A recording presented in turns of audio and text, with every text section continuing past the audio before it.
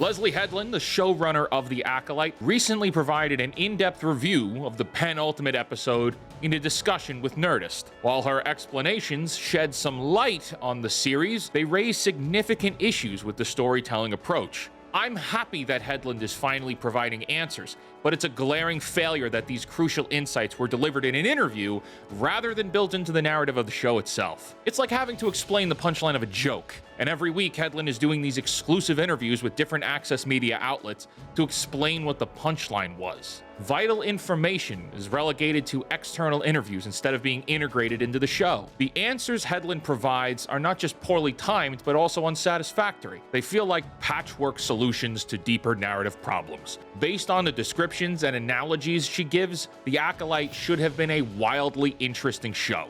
But unfortunately, it's not. Welcome to The Pondering. I am the Fake Wizard. If this video brings you any value at all, I invite you to subscribe to this new channel, where we're posting videos nearly every day.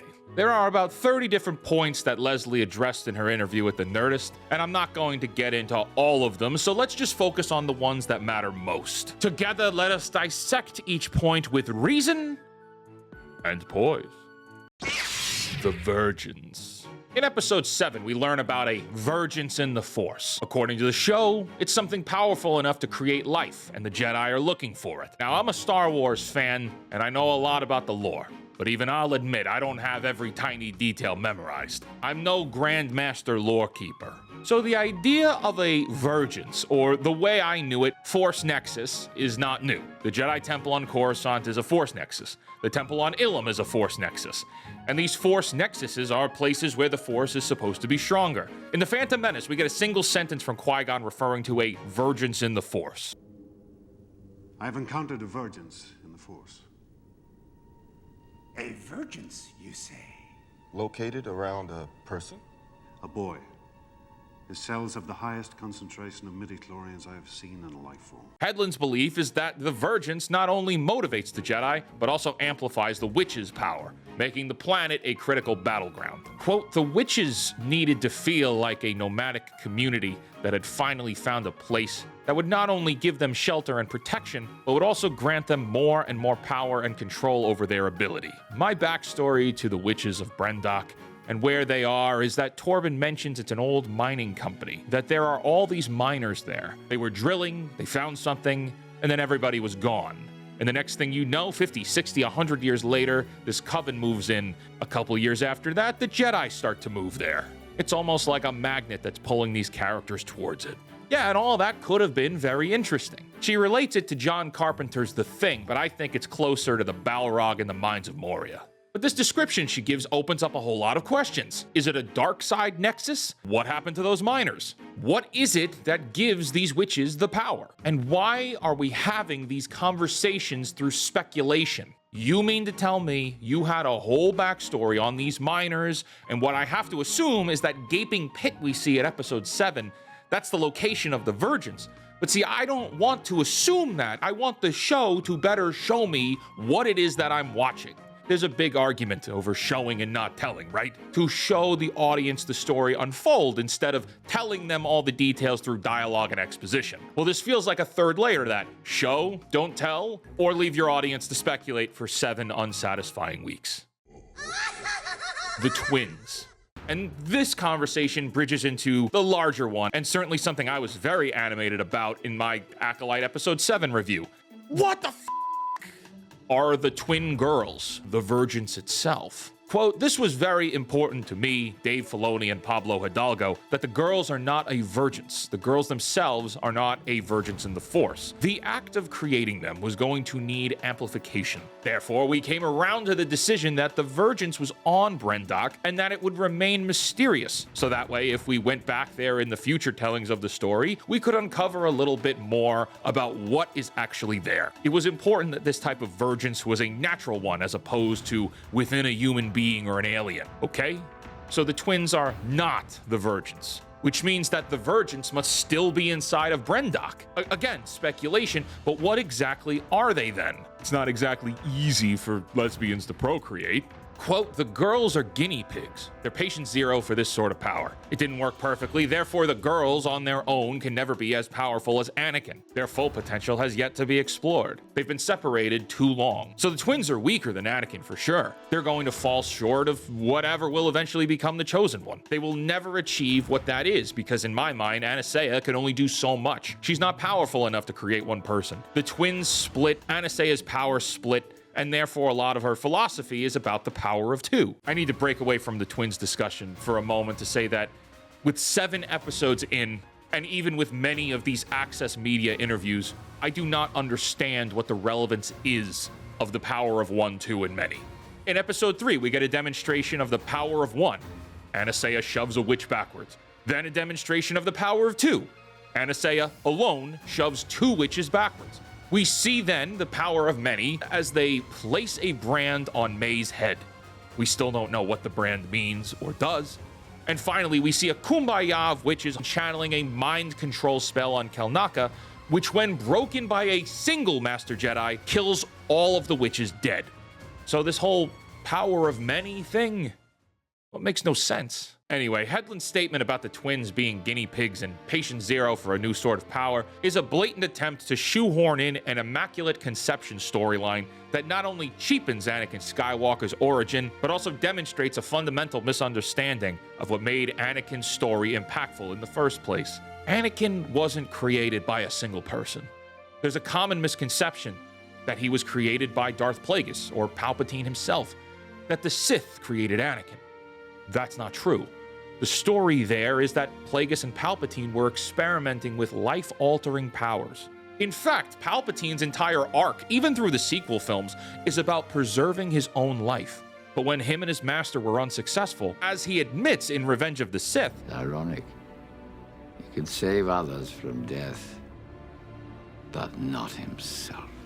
the Force, as described by George Lucas, is only in balance when there are no Sith active. The Sith being active creates unbalance. And so with these extremely powerful Sith experimenting with life-altering powers, the Force itself created Anakin through miraculous conception to destroy them. Which is another reason why Palpatine is so obsessed with making Anakin his apprentice, because he's mocking the Force. He's taken the Force's champion and twisted him into a monster. So, by introducing another similar miraculous birth, Headland undermines the uniqueness of Anakin's origin. The power and mystery surrounding Anakin's birth were meant to set him apart, to highlight his unparalleled potential and destiny within the Force. The way Headland describes this experiment makes me think she doesn't understand all the lore I just explained to you about how and why Anakin was created. Too many cooks in the kitchen. We've only gotten through 2 points, and I've come to an obvious conclusion already. This isn't going to get any better. I don't mean the Acolyte. Star Wars, I mean. Star Wars continues to see its story diluted over and over and over again due to the sheer number of writers contributing to its canon. Leslye Headland's attempt to inject her own Star Wars into Star Wars with her half-baked ideas is a prime example of why adding more writers and more content is not only unnecessary, but it's actively harmful. George Lucas had a vision for Star Wars, but now it seems anyone with a keyboard and a vague understanding of the Force thinks they can contribute to the lore. The more details we get, the less important everything becomes. Every character gets their own spin-off. Every offhand mention is turned into a full-blown plotline. I've encountered divergence in the Force. Anakin's unique origin is now just one of many, cheapening his role and the foundation of the Star Wars saga. And the more details we get, the more conflicting those details become, leading to infighting among fans who are left to argue over which version of the story is the real one. Continuity errors pile up, creating a tangled mess that is impossible to reconcile. Headland's interpretation of Star Wars lore diverges wildly from Lucas's original vision. And this divergence, is not a creative expansion. It's a destructive fragmentation. It's clear that her understanding of Star Wars is fundamentally different from that of Lucas, and that this difference is not to the benefit of the franchise. Every new writer brings their own perspective, which might sound like a good thing until you realize it leads to a cacophony of voices, each pulling the narrative in a different direction. The result is a disjointed and incoherent mess that alienates longtime fans and confuses newcomers. The witches. Quote, so in making this show, I knew one of the first things I wanted to take a look at was creating my own version of witches, because I think that the Night Sisters are a bit more mercenary. The Acolyte's witches, I think, basically want to stay out of everyone's way and aren't grasping for any sort of power. They're not getting involved in any kind of political skirmish or any war movement. That would be the last thing they would want to do. So very different, but still echoing and calling back to the influences that those characters had on me. The Night Sisters utilize magic exclusively.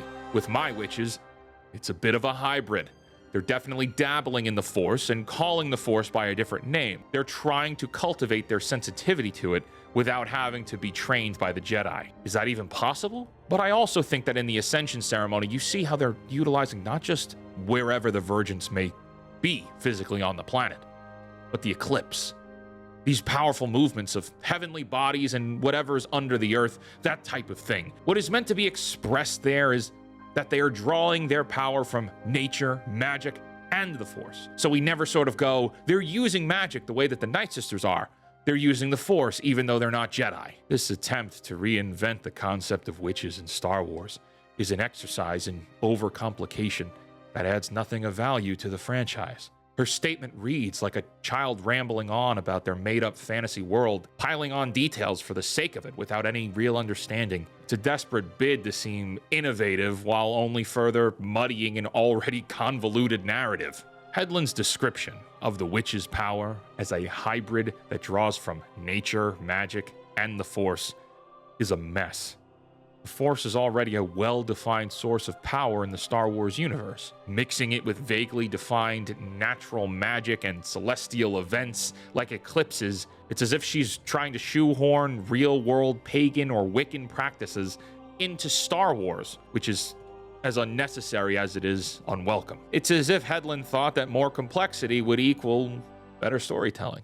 You will be a Jedi, I promise. The phantom mistake. When asked about the emotional connection Sol has with Osha, Headland says this, quote, I wanted to definitely call back to Qui-Gon and Anakin. Qui-Gon almost immediately zeroes in on the potential that Anakin has, the specialness of Anakin, the exceptionalism of Anakin. I think Sol feels the same way about Osha. There's just something that he feels within his connection with the Force, her strength in the Force, and how he recognizes that. And I always wondered, having seen The Phantom Menace and seeing Qui-Gon behave the way he did, I did wonder, is this how it happened? Or do you just get matched up with somebody? And a much more compelling, interesting storyline is, as a Jedi Knight moving into Master, you identify your apprentice in a deep spiritual connection, whether it's out in the world or at the temple as opposed to being paired up with somebody. This comparison of Qui-Gon Jinn's relationship with Anakin Skywalker to Sol's connection with Osha, it's an unbelievable stretch. Qui-Gon's recognition of Anakin's potential wasn't based on some vague emotional connection. It was rooted in a profound understanding of the Force and the belief that Anakin was the chosen one, destined to bring balance. This was a calling to a higher purpose, a decision driven by a spiritual insight, a deep conviction. In stark contrast, Sol's immediate and unexplained emotional connection to Osha is poorly developed and lacks any substantial foundation. Sol is portrayed as emotionally unstable, making his sudden attachment to Osha seem arbitrary and contrived. There's no higher calling or spiritual insight guiding his actions, just a flimsy, unexplored bond that fails to resonate with any real significance. The story of Qui-Gon Jinn and Anakin is tragic.